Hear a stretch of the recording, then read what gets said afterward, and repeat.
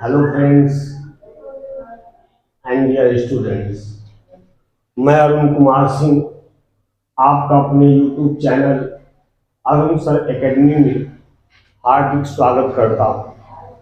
आज हम लेकर आए हैं flamingo poem second keeping quiet. चूँकि एनसीईआरटी ने अभी ये पोएम थी एन एलिमेंट्री स्कूल स्लम वो हटा दी है और दूसरी पोएम के रूप में कीपिंग क्वाइट जो अभी तक थर्ड पोएम थी वो हमारी सेकंड पोएम के रूप में हमारे सिलेबस में आ गई है। तो आइए अब हम poem to keeping quiet by Pablo Neruda इसको हम लाइन बाय लाइन एक्सप्लेन सहित समझते हैं, हिंदी के अर्थ सहित, और साथ में ही किस लाइन में कौन सा अलंकार प्रयोग किया गया है, किस फिगर ऑफ स्पीच का प्रयोग किया गया है, हम इसको भी देखते हैं। चलिए let's start the first stanza. पहला कि नाउ वी विल काउंट 12। अब थोड़ा सा हम इसकी जो थोड़ा कठिन शब्द है उनकी स्पेलिंग भी देख लेंगे। काउंट मीन्स होता है गिनना, काउंट मीन्स होता है गिनना। And we will all keep still, still means होता है शांत या स्थिर, स्टिल मीन्स होता है शांत या स्थिर, है ना। कभी कहता है कि नाउ वी विल काउंट 12, अब हम सभी लोग 12 तक की गिनती गिनेंगे। And we will all keep still, और फिर हम सभी लोग कीप स्टिल माने खामोश हो जाएंगे या शांत हो जाएंगे। अब एक चीज देखिए कि यहाँ पर 12 तक की ही गिनती गिनने के लिए कभी क्यों कह रहा है, 12 तक के लिए क्यों कह रहा है, 11 या 12 क्यों नहीं कह रहा है। 12 इसलिए कह रहा है कि एक साल में महीने 12 महीने होते हैं। कितने महीने होते हैं? 12 महीने होते हैं। या 24 घंटे में आपके 1 से लेकर 12 तक जो घड़ी होती है वो हमारा वो 1 से लेकर 12 तक की उसमें डायग्राम बना होता है।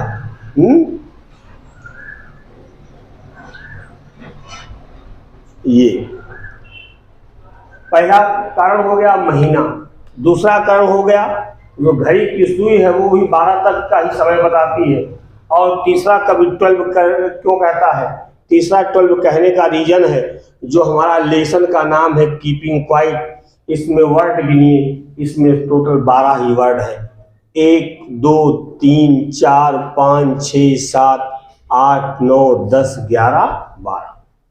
तो इस तरह हम कह सकते हैं कि 12 लिखने का कवि का आशय 3 चीजों से है। पहला कि एक साल में 12 महीने होते हैं, पहला। दूसरा कि ये जो आपका लेसन है इस लेसन में 12 वर्ड है, और तीसरा कि जो हमारी घड़ी है वो घड़ी भी कितना समय 12 तक का ही समय बताती है। इसलिए 3 वजह है कभी 12 लिखने के। आई होप इतना आपको समझ में आ गया होगा कि नाउ वी विल काउंट 12, अब हम सभी लोग 12 तक की गिनती गिनेंगे। And we will all keep still, इसके बाद हम सभी लोग शांत और खामोश हो जाएंगे। For once on the face of the earth, Neruda ji कहते हैं फॉर वंस माने पहली बार, on the face of the earth, धरती के ऊपर, धरती के चेहरे पर ये होगा। क्योंकि ये संसार इतना भौतिकतावादी हो चुका है कि कोई भी 1 मिनट के लिए भी शांत नहीं रहना चाहता, स्थिर नहीं रहना चाहता। व्यक्ति अपनी रोजी रोटी कमाने में लगा हुआ है, लेकिन कभी कहता है कि अगर हम सभी लोग एक बार 12 तक गिनेंगे और शांत हो जाएंगे, for once on the face of the earth, ऐसा धरती पर पहली बार होगा। Let's not speak in any language, और फिर नरोदा जी कहते हैं कि लेट्स नॉट स्पीक, कि आओ हम न बोले, एनी लैंग्वेज माने कोई भी भाषा, लैंग्वेज मीन्स भाषा। अब कोई भी भाषा कभी बोलने के लिए क्यों मना कर रहा है? क्योंकि इसका कारण ये है कि भाषा जो है हमारे और आप में भेद करती है ना। Because the language make difference among one and others, क्योंकि भाषा एक दूसरे के बीच में क्या करती है, भेद करती है। कोई हिंदी बोल रहा, कोई चीनी बोल रहा, कोई जापानी बोल रहा है, और इसी से हमारी आपकी क्या होती है, भाषा से ही शत्रुता होती है, भाषा से ही लड़ाई होती है। तो इसलिए कवि कहता है कि जब हम भाषा नहीं बोलेंगे, कोई भाषा ही नहीं बोलेंगे, तो सब लोग यूनाइटेड प्रतीत होंगे, सब लोग इकट्ठा एक साथ दिखाई देंगे। Let's stop for 1 second. तब कहता है कि एक क्षण के लिए ही हम सभी लोगों को क्या कर लेना है, रुक जाना है। And not move our arms so much, और नॉट मूव नहीं चलाने हैं, आवर आर्म्स मीन्स अपनी बाहों को, सो मच माने अत्यधिक, और हमें अपनी बाहों को भी बहुत ज्यादा नहीं चलाना है। अपनी बाहों को बहुत ज्यादा क्यों नहीं चलाना है, ये नरोड़ा जी अगले स्टैंजा में क्लियर करते हैं। लेकिन आइए पहले हम इस फर्स्ट स्टैंजा में कौन कौन सी फिगर ऑफ स्पीच का प्रयोग हुआ है इसको समझ लेते हैं। जैसे पहली लाइन है वी विल, वी विल, इन दोनों शब्दों में, इस पहली लाइन में इन दोनों शब्दों में कवि ने alliteration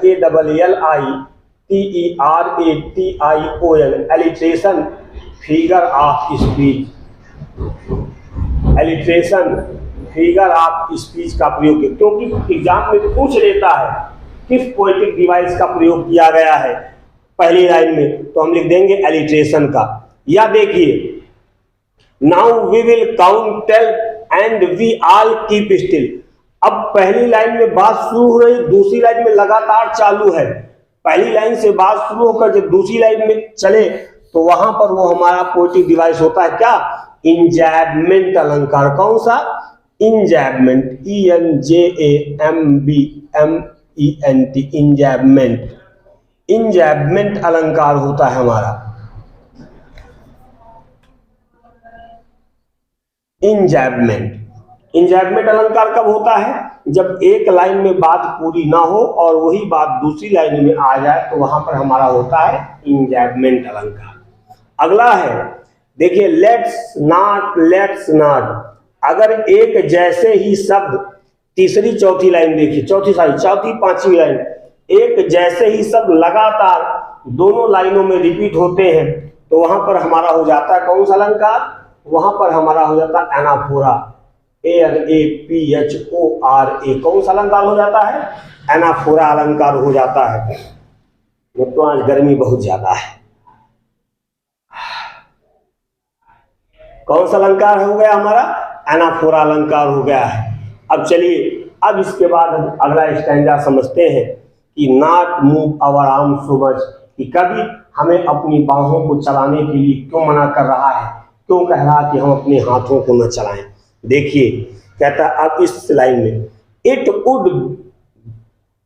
would be an exotic moment. Exotic means होता है स्ट्रेंज या अनोखा या विचित्र, एक्सकॉटिक मीन्स अनोखा या विचित्र।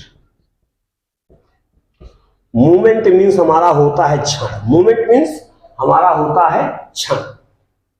नरोटा जी कहते हैं it would be an exotic moment, यह एक अनोखा क्षण होगा, विथाउट रस, रस मीन्स भीड़ होती है, रस मीन्स कहता इट, रस मीन्स होता है क्या, रस मीन्स होती है हमारी भीड़, रस मीन्स क्या होती है, भीड़। लेकिन यहाँ पे रस मीन्स हो जाएगा हमारा जल्दी, हरी, क्या हो जाएगा, रस मीन्स हमारा हो जाएगा जल्दी करना या हरी जिसको बोलते हैं। अब आइए समझते हैं इसका लाइन बाय लाइन एक्सप्लेनेशन। कहता it would be an exotic moment, यह वुड बी माने होगा, एंड माने एक्सकॉटिक मीन्स होता अनोखा, मोमेंट माने क्षण। क्योंकि पहली बार ऐसे इस धरती पर पहली बार ऐसा हो रहा है कि सभी लोग कोई भाषा नहीं बोलेंगे, सभी लोग एक क्षण के लिए शांत हो जाएंगे। जब शांत हो जाएंगे तो सभी लोग अपने हाथों को भी नहीं चलाएंगे, अर्थात सभी के हाथ भी आराम की अवस्था में हो जाएंगे। तब ये कैसा क्षण होगा, एक्सकॉटिक मोमेंट, या एक अनोखा या विचित्र क्षण होगा, विथाउट रस, तब किसी को भीड़ नहीं होगी, अर्थात किसी को कहीं पर जाने की जल्दी नहीं होगी। जब चूंकि हर आदमी शांत हो जाएगा, स्थिर हो जाएगा, एक जगह पर खड़ा हो जाएगा, तो किसी को कहीं पर जाने की जल्दी नहीं होगी। विथाउट इंजन्स, अर्थात उतनी समय क्या होगा, विदाउट इंजन मोटर गाड़ियां भी चलना बंद हो जाएंगे, क्योंकि हाथी क्या करते हैं, मोटर गाड़ियों को चलाते हैं, वाहनों को चलाते हैं। तो विदाउट इंजन मीन्स बगैर इंजन के, अर्थात पर्यावरण भी क्या हो जाएगा, कहता विदाउट इंजन मीन्स बगैर इंजन के, मतलब जब हाथ नहीं चलेंगे तो इंजन भी एकदम क्या हो जाएंगे, स्थिर हो जाएंगे। तब we would all be together, तब हम सभी लोग कैसे दिखाई देंगे, एकत्रित, एक साथ, एकता के बंधन में बंधे हुए, यूनाइटेड दिखाई देंगे। इन अ सडन स्ट्रेंजनेस, कहता सडन मीन्स होती है अचानक, स्ट्रेंजनेस मीन्स होता है अजीब माहौल, और तब इस विचित्र या अजीब माहौल में हम सभी लोग एकता के बंधन में बंधे हुए दिखाई देंगे। आइए अब इस स्टैंजा में भी हम देखते हैं कि कवि ने कौन कौन से फिगर ऑफ स्पीच का कहां कहां पर प्रयोग किया है। पहला हमारा देखिए, कहता विदाउट रस, विदाउट इंजन, ये दो शब्द हैं, विदाउट रस और विदाउट इंजन। इसमें हम कह सकते हैं कि कवि ने एक विदाउट ये है, एक विदाउट ये है, दो बार विदाउट विदाउट शब्द का प्रयोग किया है। तो हम कह सकते हैं यहाँ पर कौन सा अलंकार हो सकता है, हमारा रिपीटेशन।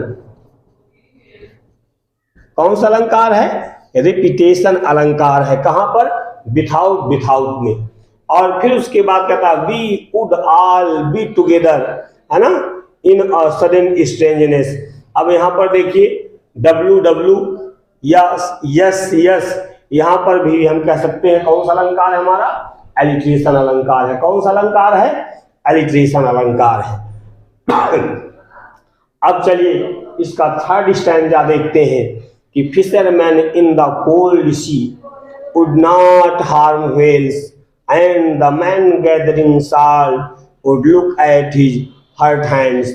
अब यहाँ पर भी कवि क्या कहना चाह रहा है, हम इसको देखते हैं कि फिशरमैन इन द कोल्ड सी, कि जो समुद्रों में जब हमारे हाथ स्थिर हो जाएंगे, हम सभी लोग स्थिर हो जाएंगे, एक जगह पर खड़े हो जाएंगे, तो फिशरमैन इन द कोल्ड सी, कहता है समुद्र में काम करने वाले, फिशरमैन मीन्स होता है मछुआरे, फिशरमैन मीन्स मछुआरे होता है, जो मछली पकड़ने का काम करते हैं। वुड नॉट हार्म व्हेल्स, तब ये लोग क्या नहीं कर पाएंगे, व्हेल्स नामक मछली का शिकार नहीं कर पाएंगे। अर्थात जब हम सभी लोग एक जगह पर स्थिर हो जाएंगे, अपने हाथ को नहीं चलाएंगे, तो क्या होगा, किसी भी प्रकार का पर्यावरण का कोई नुकसान नहीं होगा। और वही दूसरी साइड क्या कहता है कि and the man gathering salt would look at his hurt hand, क्योंकि संसार इतना ज्यादा भौतिकतावादी हो चुका है, व्यक्ति इतना ज्यादा जीविका कमाने में लगा हुआ है कि वो स्वयं पर ध्यान नहीं दे पाता है।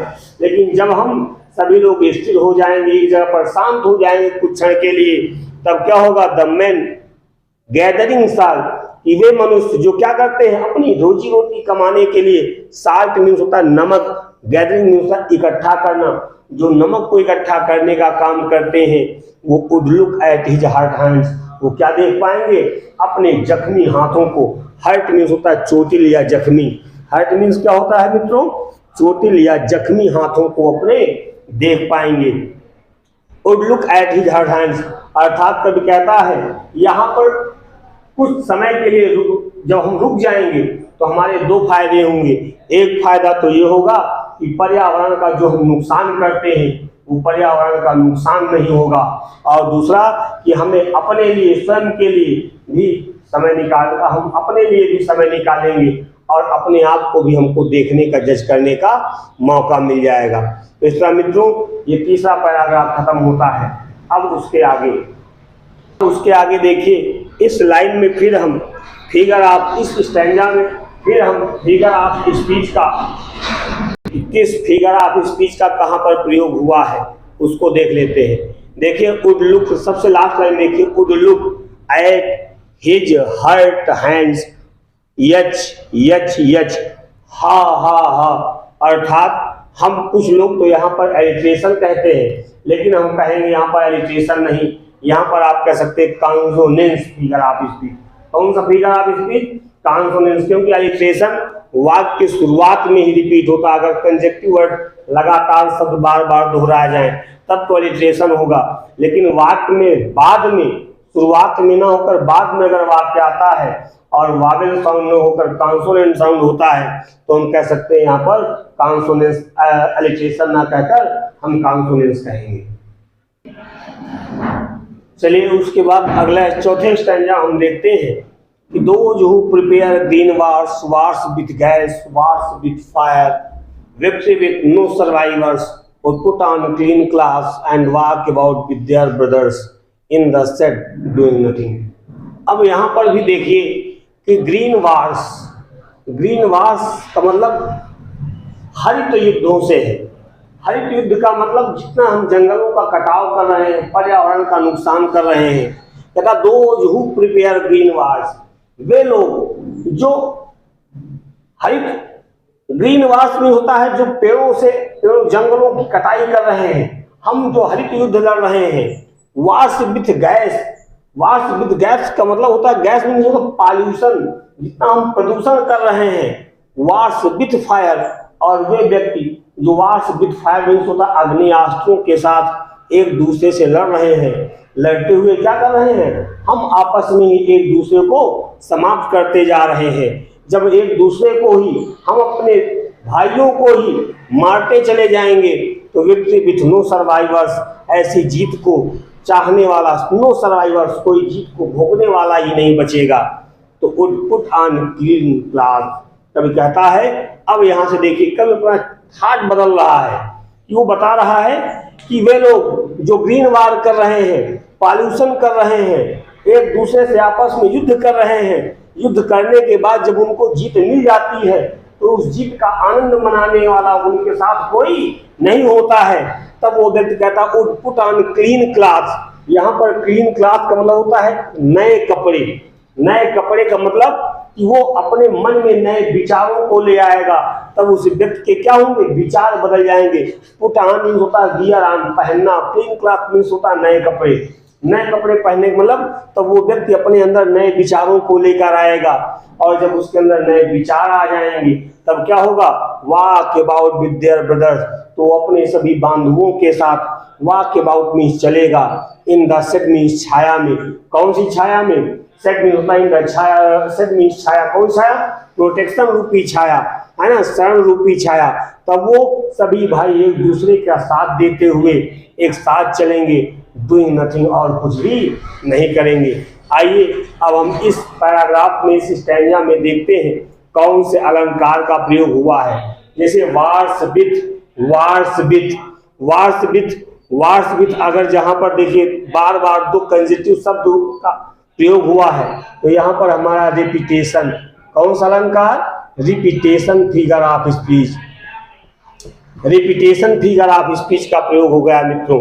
और उसके बाद देखिए कहता है क्लीन क्लॉथ, यहाँ पर सिंबलाइज्ड फिगर ऑफ स्पीच हम कह सकते हैं, क्योंकि सांकेतिक भाषा का प्रयोग किया गया है। आई होप इतना आपको समझ में आ गया होगा। अब उसके बाद हम पांचवा स्टैंजा चलते हैं, इसको समझते हैं। भाषा गर्मी ज्यादा है, अगर आप लोगों की याद हो तो एक घूंट पानी पी लिया जाए, पानी पीने के बाद तब पढ़ाया जाए।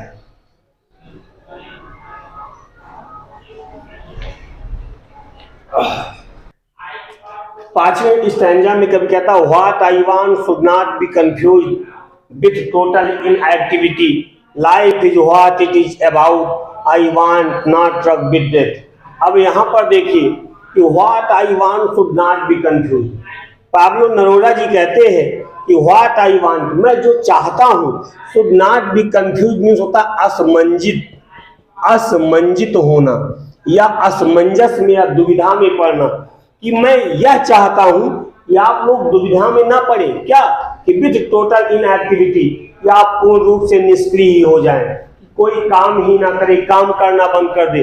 तब कहता मेरा ये कहने का आशय नहीं है कि आप पूरी तरह से निष्क्रिय हो जाएं।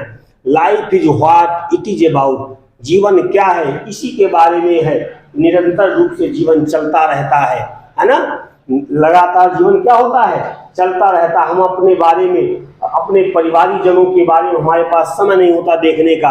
आई want no truck with death, कब ये कहना चाह रहा है कि मैं चाहता हूं कि जब हम इनएक्टिव हो जाएंगे, कुछ क्षण के लिए शांत हो जाएंगे, तो नाटक विथ डेथ की अर्थात जो हम एक दूसरे का इन युद्धों के द्वारा विनाश कर रहे हैं, इन युद्धों के द्वारा एक दूसरे को मौत के घाट उतार रहे हैं, वो मौतें रुक जाएंगी। If we were not so single minded, फिर कब कह रहा है if we were not so single minded, यदि हमारा यह सिंगल माइंड नहीं होगा, इकलौता लक्ष्य नहीं होगा, about keeping our lives moving, और हम अपने जीवन को गतिमान किए रहेंगे, and for once could do nothing, और एक क्षण के लिए एक बार फिर कुछ भी नहीं करेंगे, तो हमारा जीवन क्या हो जाएगा, शांत हो जाएगा। परहैप्स अ ह्यूज साइलेंस, शायद ये बहुत बड़ा मौन है, माइट इंटरप्ट दिस सैडनेस, जो क्या करेगा, माइट इंटरप्ट माने रोक देगा, दिस सैडनेस माने इस उदासी को, शायद ये जो बहुत बड़ा खामोशी है, जो कुछ क्षण के लिए हम लोग शांत हो जाएंगे, शायद ये हमारे इस दुख को क्या कर देगा, रोक देगा। अर्थात जो मौतें हो रही हैं, जो आपस में विनाश हो रहा है, उस विनाश को कुछ क्षण के लिए रोक देगा। आप नेवर अंडरस्टैंडिंग आवरसेल्फ, कहता है क्योंकि हम कभी अपने आप को नहीं समझ पाएंगे, and of threatening ourself with death, और अपने आप को थ्रेट में होता धमकाना, विथ डेथ माने होता मृत्यु के साथ, और जब हम रुकेंगे नहीं तो एक दूसरे को मृत्यु के साथ धमकाते रहेंगे। अर्थात जब हम कुछ क्षण के लिए शांत हो जाएंगे तो ये सभी जितने भी काम हैं, उदासी के कार्य हैं, जितने भी मौत के कार्य हैं, ये क्या हो जाएंगे, रुक जाएंगे। अब मित्रों यहाँ पर फिर हम एक बार देख लेते हैं कि कौन से अलंकार का प्रयोग किस लाइन में किया गया है ना। जैसे आपका है इस वाली लाइन में, if I were not so single minded about keeping, तो यहाँ पर हमारा चूंकि लगातार कंजेटिव लाइन में वाक्य चल रहा है, तो हम कह सकते हैं इंजैबमेंट, इंजैबमेंट फिगर ऑफ स्पीच का यहाँ पर प्रयोग हुआ है। अधिकतर तो पूरे स्टैंजा में हमारे इंजैबमेंट अलंकार का हर लगभग हर स्टैंजा में प्रयोग हुआ है। एलिट्रेशन का लगभग हर उसमें प्रयोग हुआ, हर स्टैंजा में प्रयोग हुआ है, लेकिन यहाँ पर इंजैबमेंट फिगर ऑफ स्पीच है। उसके बाद आइए हम देखते हैं अंतिम स्टैंजा देखते हैं।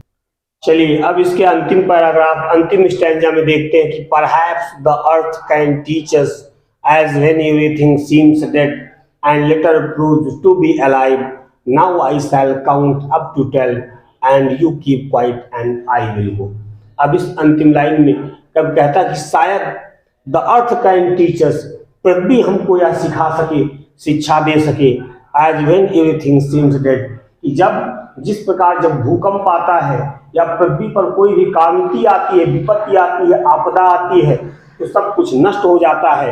व्हेन एवरीथिंग सीम्स डेड, कहता है जब पृथ्वी हमको ये सिखाती है कि जब हमारे ऊपर कोई विपत्ति आती है तो एवरीथिंग सीम्स डेड, सब कुछ क्या होती है, नष्ट हो जाती है।